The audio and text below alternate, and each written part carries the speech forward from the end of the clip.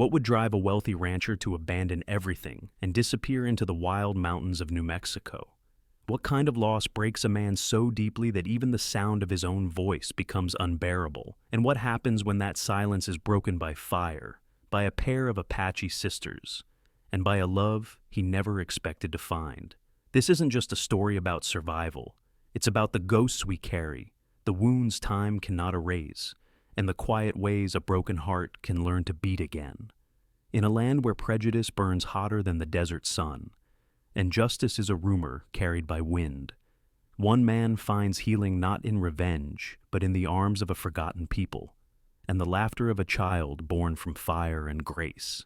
If you've ever wondered whether love can bloom after everything's been lost, this story is for you. Virgin rancher took shelter with Apache. Sisters that night changed him. Before we begin, don't forget to like, share, and subscribe to Wild West Echoes, where untold stories rise from the dust. What do you do when the world burns down and you're the only one left breathing? The first sign wasn't smoke. It was silence. Clayton Hartwell had lived beside these hills for near 20 years, long enough to know that when the birds go quiet and even the wind forgets to hum through the junipers, something's coming. He was out in the lower pasture, checking the fence lines after last week's lightning storm, when the stillness fell over him like a wool blanket soaked in dread. Then came the scent, dry pine, cracked earth, and something sharp like iron. He looked west and saw it, a thin line of black crawling over the ridge, rising into a sky turning the color of old copper. Fire, born from the very heavens.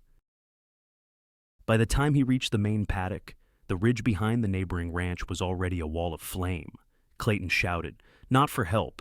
There was no one for miles but to scatter the horses. He swung the gate wide, giving them the chance to outrun what he couldn't. He stayed too long, as smoke curled low like a ghost's fingers. The heat bit into his lungs. The blaze moved faster than memory. Rain began to fall in sheets, sudden and angry, but not before ash settled over the land like gray snow.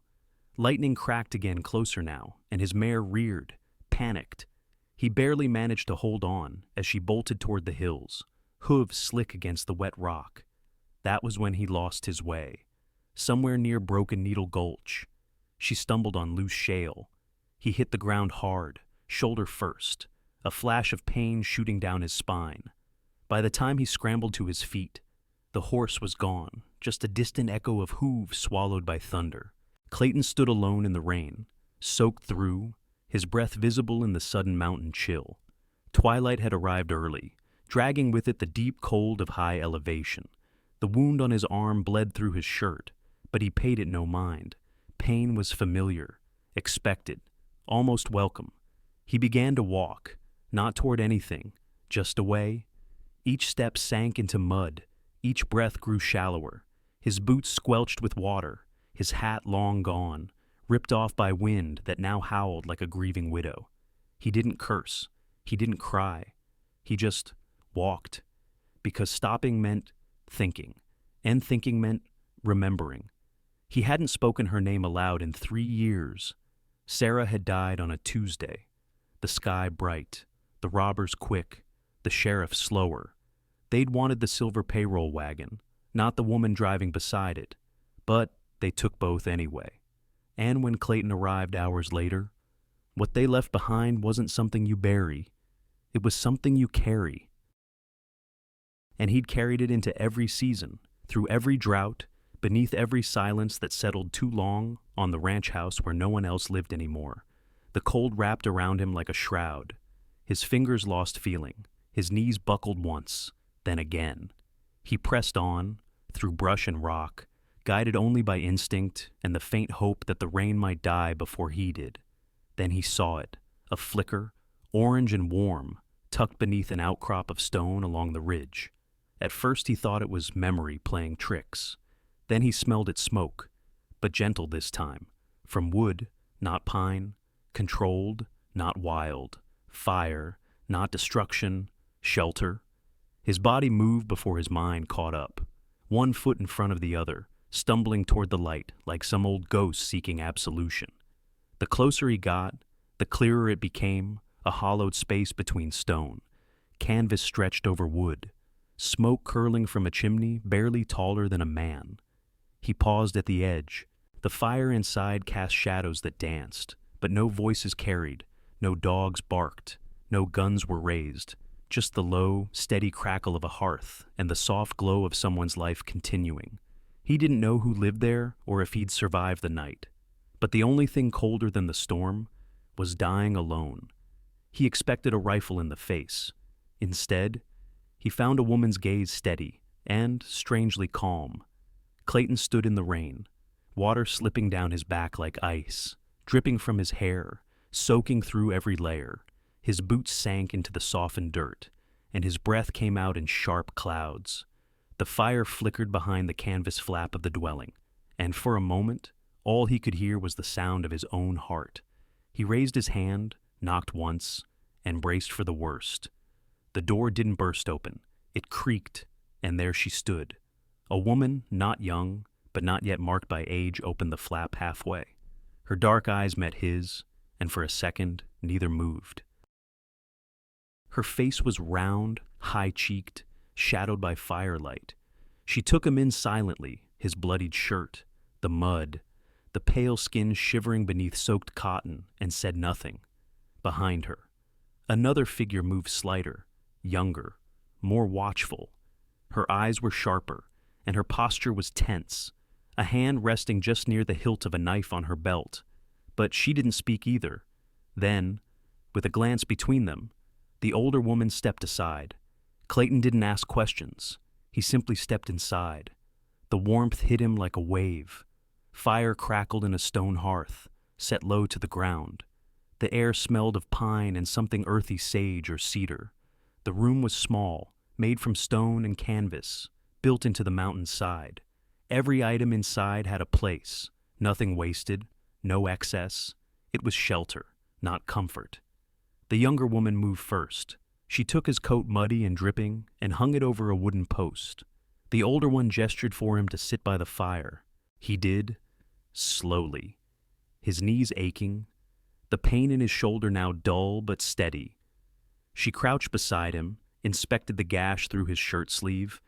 Not deep, but messy. Without asking, she fetched a cloth from a bowl near the wall, wrung it out, and pressed it to the wound. He flinched. She didn't apologize. He watched her work, hands steady, movements efficient, no words wasted. Outside, the rain still fell. Eventually, the younger woman brought a blanket made of thick fur and draped it over his shoulders. She offered a cup, warm, faintly bitter. He drank without asking. Later, a bowl of corn soup, thin but filling, appeared in his lap. The salt warmed his chest. Still, they hadn't spoken. Finally, as he set the bowl aside and met her eyes again, he said, "Thank you."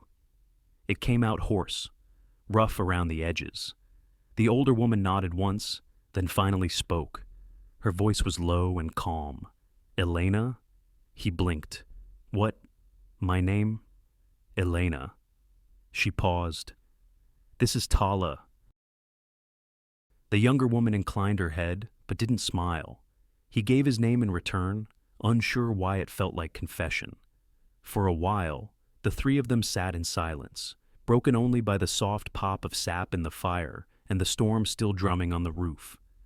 Clayton stared into the flames, letting his body thaw inch by inch. His fingers tingled, his chest stopped shivering. The blanket smelled faintly of smoke and something sweet, maybe lavender or wild grass. He hadn't felt human in days, weeks, maybe years. Really.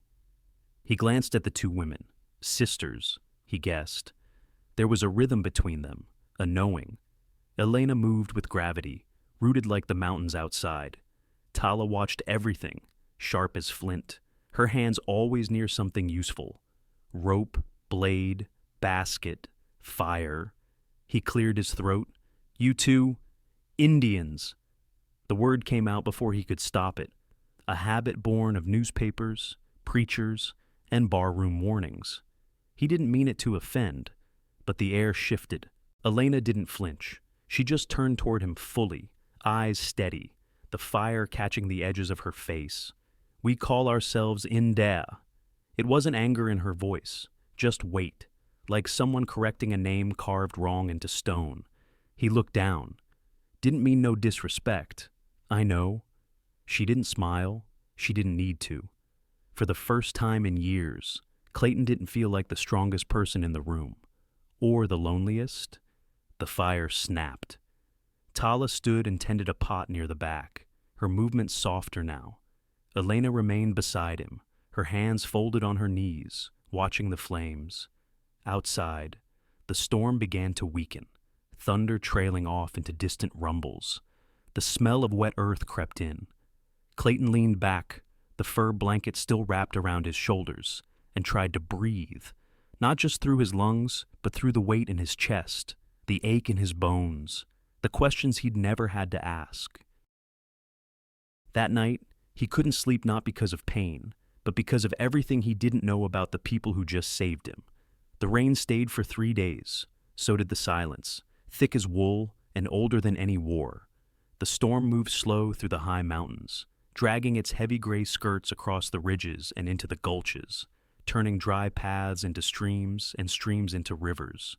Clayton knew, even before checking, that the trail back to Hartwell Ranch was washed out. The ground was too soft, the rivers too full. So he stayed. At first, it felt like trespassing. Each morning, he woke stiff and quiet on the bedroll near the hearth, wrapped in the same fur blanket. Elena and Tala moved around him without commentary, their footsteps soft, their tasks measured.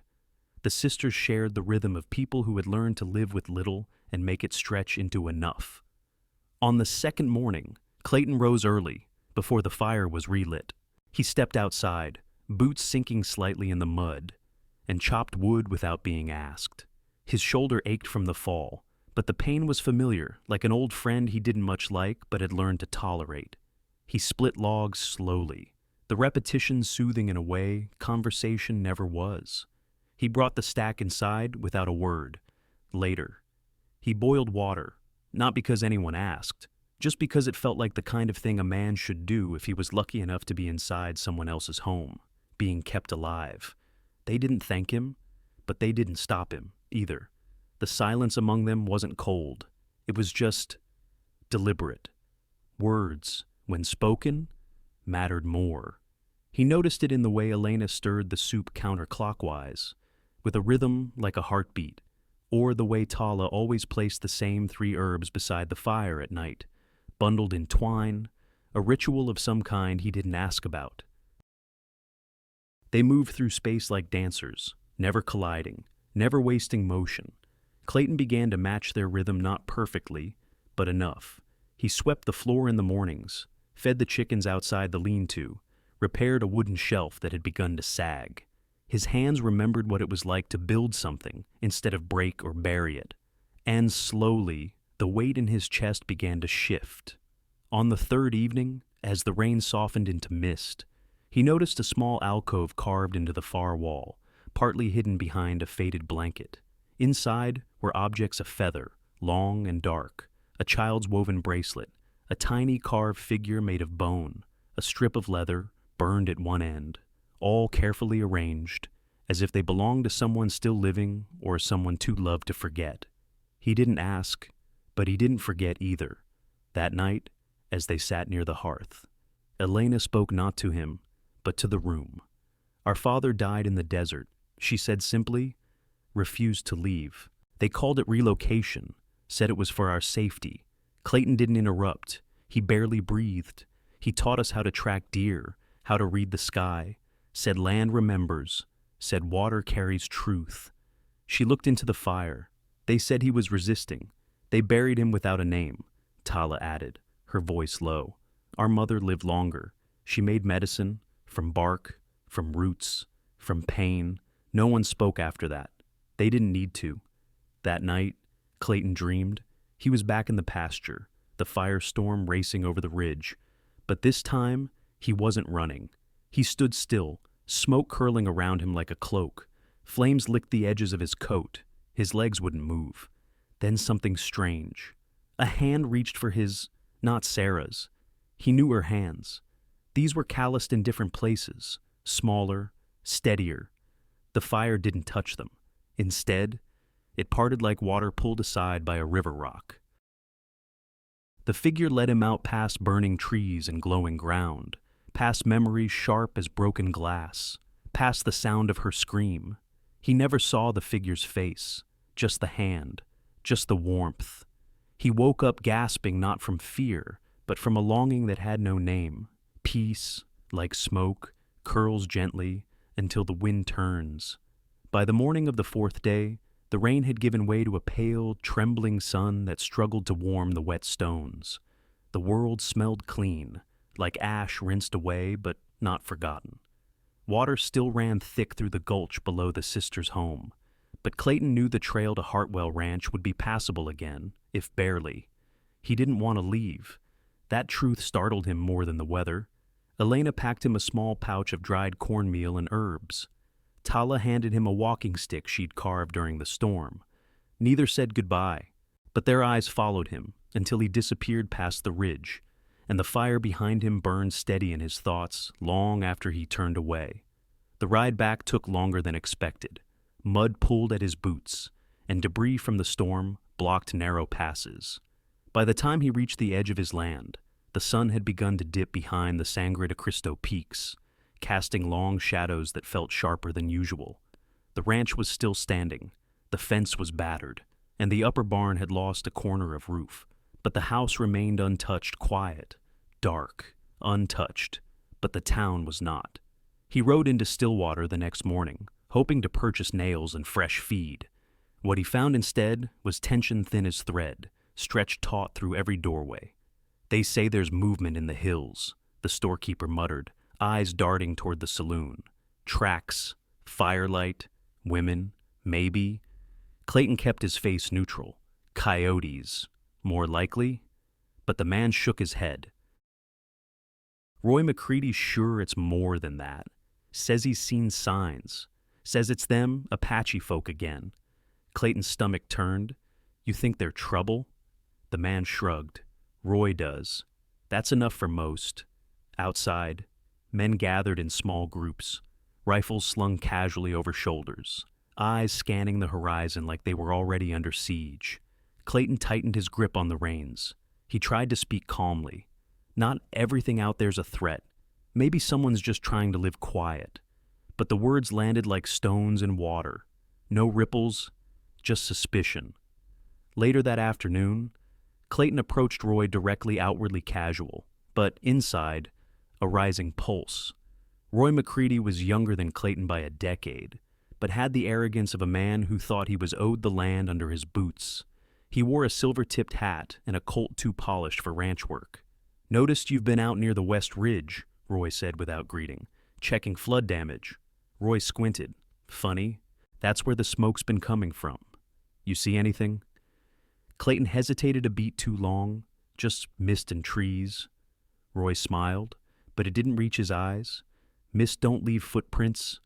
Clayton forced a grin. "Neither do ghosts." But even as he walked away, he knew he hadn't convinced him. That evening, back at his ranch, Clayton stared out at the trail winding toward the hills. Guilt tugged at his ribs. He hadn't given them away, not exactly, but he hadn't hidden things well either. The tremble in his hand, the way his gaze had shifted when Roy mentioned firelight. Men like Roy knew how to smell fear, and Clayton had stunk of it. He spent the night alone in the house, but he didn't rest. Every creak of the floorboards, every gust of wind against the shutters made him sit up straighter. He kept the lamp low and the rifle within reach. The next day, he returned to his chores, rebuilt a section of fence, drove out to the east pasture, tried to act like everything was normal. But even the horses sensed it, the tension in his shoulders, the way he scanned the tree line too often, like waiting for shadows. That evening, near dusk, he spotted her. Tala. She moved like a ghost between the trees, a satchel over her shoulder, bending low to gather something from the forest floor. Likely herbs, Clayton realized. Medicine, nothing threatening, but she was too close to town, too exposed. He started toward her, waving gently, trying not to startle her. She turned, saw him, and gave a short nod, but behind her, movement. A man, watching, Roy. Clayton's stomach dropped. Roy stood just at the tree line, barely visible, but enough. Watching not with curiosity, but certainty. Clayton felt it in his spine. That look a man gives when he thinks he's confirmed something, when he believes he has the right to act. By the time Clayton reached Tala, Roy was gone. She hadn't noticed. She handed him a small bundle of chamomile and wild mint, smiled faintly, and turned to leave. He wanted to tell her, warn her, but she didn't know this place like he did not anymore. That night, back at the ranch, Clayton didn't light the fire. He sat in the dark, the cold creeping in through the cracks. Not because he was trying to save wood, because fire could be seen. He didn't sleep that night. He watched the trail from the window waiting for smoke, or worse. There comes a time when hiding is no longer an option, and silence becomes its own kind of betrayal. The next morning, Clayton rode hard to the ridge. His horse kicked up mud as the path narrowed, and branches slapped his shoulders like accusations. By the time he reached the stone dwelling, his voice was hoarse, and his hands trembled not from cold, but from knowing what was coming. Elena opened the door before he knocked. She read his face in a single breath. "We know," she said. Tala stood behind her, knife already at her waist, eyes sharp as river stone. Clayton stepped inside. "Roy saw you." Tala didn't flinch, then let him come. But Clayton shook his head. "He's not coming alone." That's when Elena spoke again, her voice quieter, but more certain than he'd ever heard. "We're done running." The words hung there like smoke, not defiance, conviction. And for the first time, Clayton understood that their silence all this time hadn't been fear. It had been survival. Now, it would be something else. They spent the day preparing not frantically, but with the same quiet precision that had filled every corner of the home. Tala fortified the entrance with old timber and earth-packed stones. Elena laid herbs by the door, muttered words in a language that moved like wind through tall grass. Clayton rode to town, not to fight, to call in debts no one ever acknowledged aloud. He didn't stop at the sheriff's office. He stopped at the widow's home first. Mrs. Lyle had lived on the edge of town longer than anyone could recall. Her skin was pale as bone, but her eyes knew what it meant to be unwanted.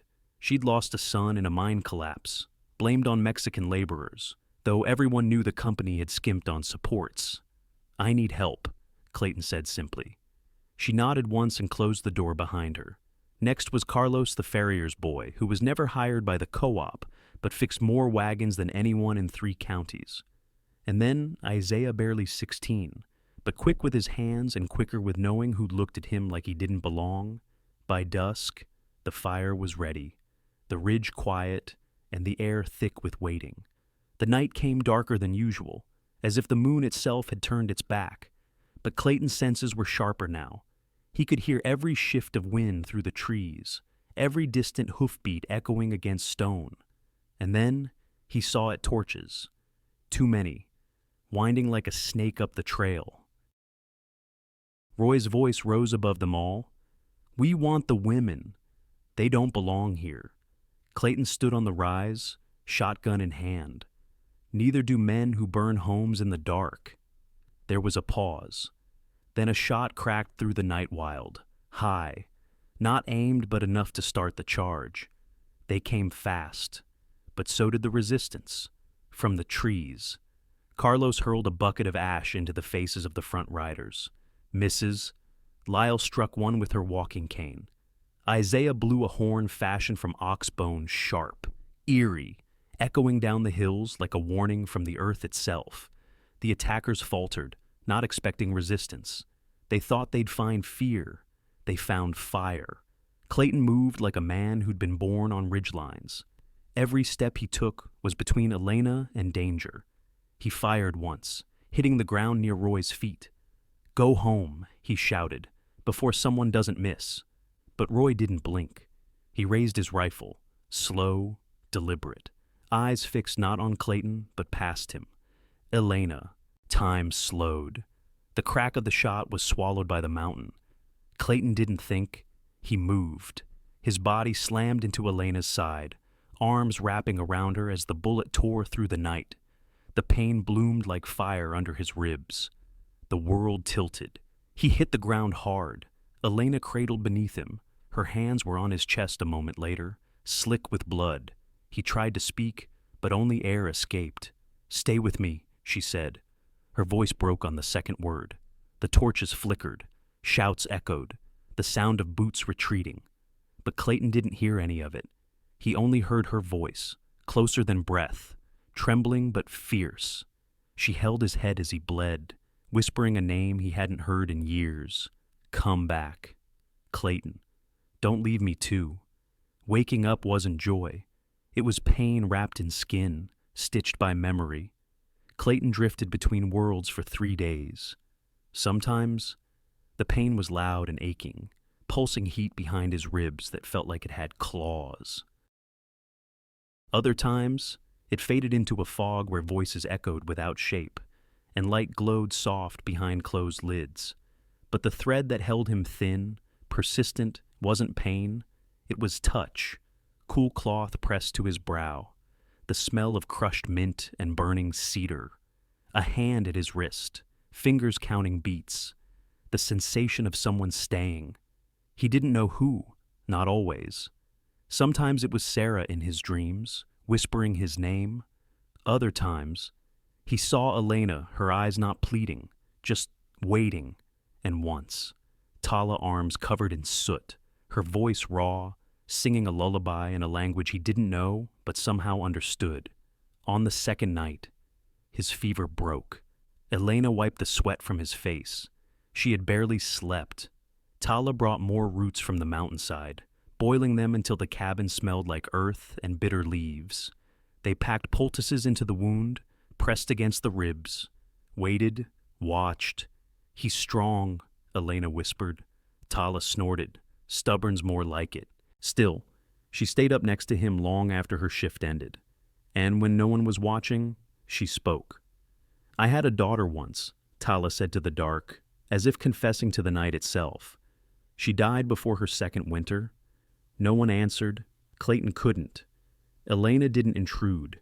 She was sick. I ran from the camp, ran from the soldiers, from the rules. Thought I could save her if I just got far enough. Her voice cracked, but I didn't know where to find the right plants. I couldn't remember which root cooled fever and which one killed. She touched Clayton's hand, just briefly. "That's why I learned. That's why I remember now." For him, outside, the wind howled. Inside, the fire burned low, but her story hung heavier than either. News spread faster than wounds healed. In town, opinions split like dry kindling. Some said Clayton was a traitor, that he'd defended savages, turned on his own. One man, Jed from the mill, claimed Clayton deserved to die for what he'd done. But others remembered. They remembered the way Sarah had taught their daughters to read, how Clayton had lent horses when storms stranded travelers, how he'd fixed fences that weren't his without asking for coin. And they remembered the way Roy had raised his rifle. Mrs. Lyle, firm as ever, stood on the church steps that Sunday and said, "I know the devil when I see him. He doesn't wear feathers." Some folks looked away, others nodded. Still, the cabin remained isolated. No visitors came, no justice served, just whispers and waiting. On the third night, Clayton dreamed again. He stood in a field, not his own. Wildflowers covered the hills, bending gently in a breeze that smelled like lilac and pine. Ahead, 2 figures stood side by side, Sarah and Elena.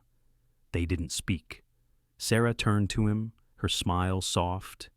Then she placed her hand on Elena's shoulder and stepped back, disappearing into the mist. He didn't cry, but when he woke, his chest ached in a different way. The room was dim, just past dawn. Birds were beginning to stir in the trees.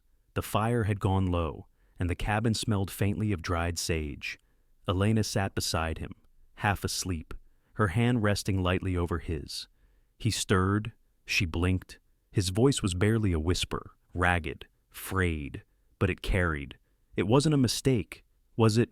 She didn't answer. He had nothing left but a scar, a silence, and a single silver button. It was late afternoon when the sun finally slipped through the small window of the stone dwelling. Dust danced in its glow, and the warmth touched Clayton's skin like a memory from another life. He lay propped against a pillow stitched from old wool and rabbit fur, the faint scent of pine needles lingering in the air.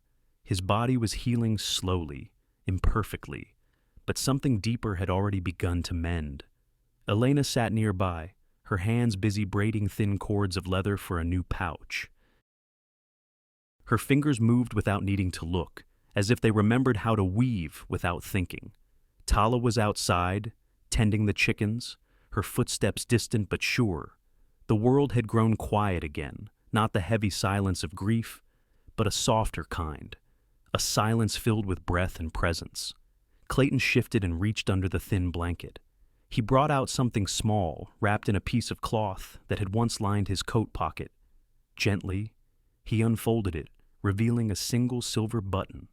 It caught the light, even in its tarnished state, worn smooth from years of rubbing between his fingers. Elena looked up. Her eyes didn't ask. They just waited. "This," he began, his voice still rough, "was from Sarah's Sunday coat. The only thing I kept." He turned it over in his hand. "Most folks think grief is like a stone you carry," he continued, "but it's more like a hole. Some days, you just don't fall in. That's the best you can hope for." She didn't interrupt. "But you," he said, and his voice cracked not from weakness, but from truth. "You didn't fill the hole. You built a path around it, and you never asked me to forget." He held out the button, resting it in his open palm. "I don't want to replace anyone. I know you don't either, but maybe we can start something that doesn't have to live in the shadow of what was lost." Her eyes dropped to his hand. The silver gleamed faintly. "I ain't got a ring," he added, half smiling, "but I've got this, and I've got whatever's left of me." Elena didn't move for a long while. Her fingers stopped braiding. Her breath came slower.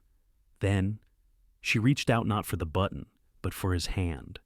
She closed it gently around the silver and held it there, between both of hers. "I never believed in replacements," she said. Her voice was steady, but quiet, not for people, not for love. "My people have always believed that love is not possession, it's presence."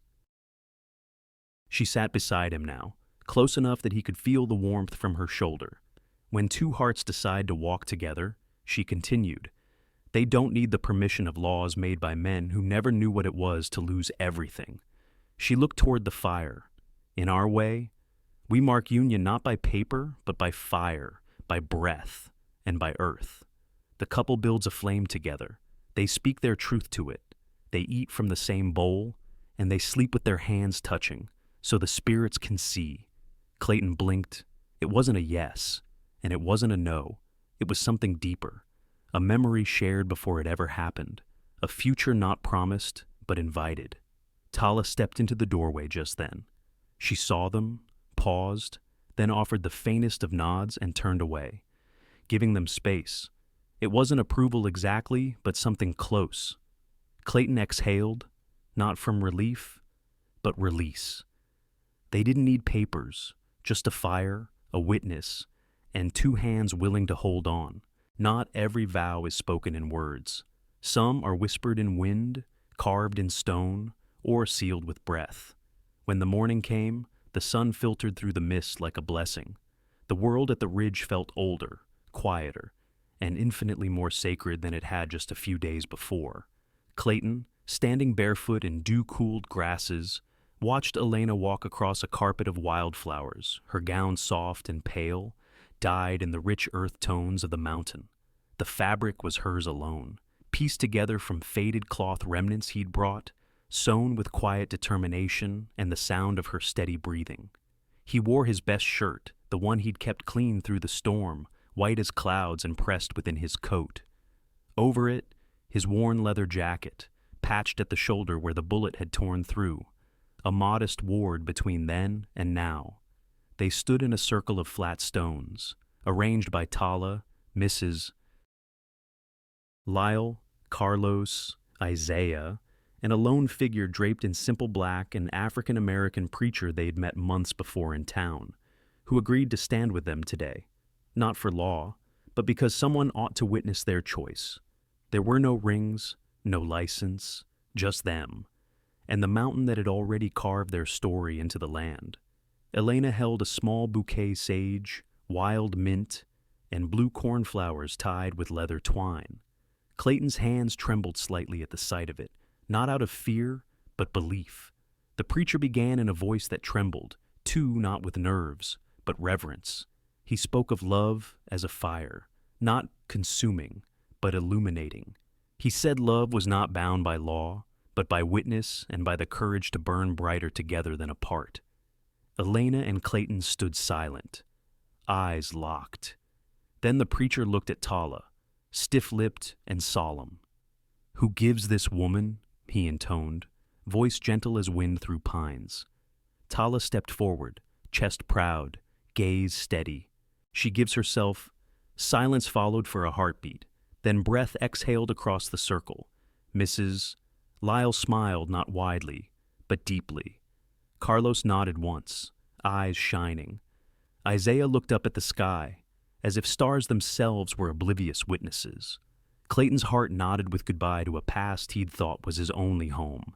He reached for Elena's hand, sure now that their hands together meant more than any paper ever could.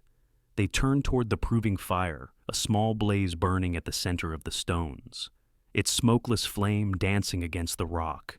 Clayton placed the silver button from Sarah's coat on a flat stone, an offering to what had brought him here and what lay ahead. They didn't recite vows or exchange words of promise. Instead, they stood there, the flames crackling, the mountain breathing around them. All that was necessary was present love, witness, choice. Afterward, the sky darkened into evening, and the stars came close, winking as if they leaned in to watch. The mountain air held them tight. Clayton and Elena stood still, contented. That night, the stars looked closer, like maybe heaven wanted a better view. They named her Hope because that's what you do when the world tries to bury you, and you bloom anyway. A year had passed since firelight and vows circled them on the mountain. The seasons had turned their slow wheel, bringing with them not just weather, but change deep, breathing change that settled into bone and soil. Clayton now walked with a quieter step. He rose each morning before the sun, not out of duty or grief, but anticipation. In the nursery, a room once used for saddle repairs, his daughter stirred softly, her small fist tucked under her chin, her breath a rhythm steadier than any storm. Her skin held the warmth of her mother's, her eyes the color of dusk before rain. Elena named her Hope, and no one disagreed. At first, the community hadn't known how to receive the child. Some kept their distance, unsure where to place a baby born of such different bloodlines. But over time, something shifted.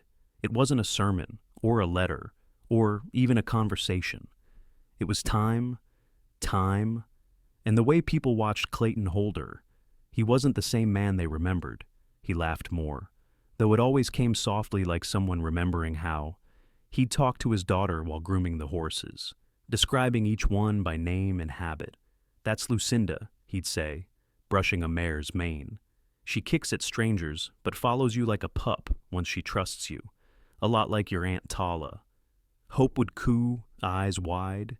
He'd smile and kiss her forehead, whispering, "That's my girl." The ranch had become a different place, too, where once it had been defined by silence and worn fences. Now children from the town, Mexican, white, black, Apache, came each week to learn. They sat on hay bales while Clayton taught them how to saddle a horse, how to read a hoof, how to speak softly so animals would listen. Tala, reluctant at first, had carved out her own space in a lean-to behind the barn. There, she taught the children about plants, what healed, what harmed, what bloomed in shade and what required sun. Her voice, once clipped and guarded, softened with each question they asked. Carlos built benches from salvaged wood, and Isaiah painted each one a different color. Mrs.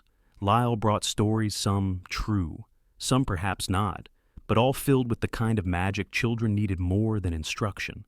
The ranch pulsed like a second heart in the valley. One afternoon, Elena sat beneath the cottonwood tree with hope in her arms, watching a small boy from town guide a timid pony around the paddock. Clayton joined her, his hands still smelling of hay and cedar oil. "She'll ride soon," Elena said. "She'll fly." Clayton replied, kissing her temple. Then, news came. Roy McCready had been arrested 2 counties over, drunk and ranting, waving a rifle at strangers near a railroad depot. One of the deputies recognized the name, recognized the face. There was talk of a warrant long buried, murmurs of a bounty, old records reopened, names resurfacing, some tied to robberies along the Santa Fe line, and in the quiet spaces between official statements, whispers began. Whispers that Roy and his men had once handled a rancher's wife outside Stillwater. Clayton heard it in pieces, fragments of conversation outside the general store, hushed tones in the feed shop. At first, he said nothing. He fed the horses. He rocked his daughter to sleep. He kissed his wife's hand before supper. But one night, long after the house had gone quiet, he sat alone by the fire with a letter in his lap, a court summons. Unsigned, he read it once. Then he fed it to the flames. Revenge never walked far from grief, but Clayton had walked farther. He didn't seek justice through guns or gallows. He didn't ride into town demanding answers. He simply looked at his daughter differently that night, longer, quieter. He held her tighter. He whispered her name like a prayer. Hope. The next morning, the sun rose early. A warm breeze swept the valley. Horses stirred in the paddock, and laughter echoed from the hill where the children played. And beneath the cottonwood tree, Clayton planted a second one, small, fragile, but rooted now. He didn't speak, just pressed the soil down gently and stood beside it, like a man who finally knew what it meant to stay. Some stories don't end. They echo, like wind over stone, long after the voice has quieted. Clayton sat on the porch, the old cedar boards warm beneath his boots, creaking softly as he shifted. The breeze that brushed across the valley smelled faintly of sage and dry grass, stirring the tall stalks until they rippled like water.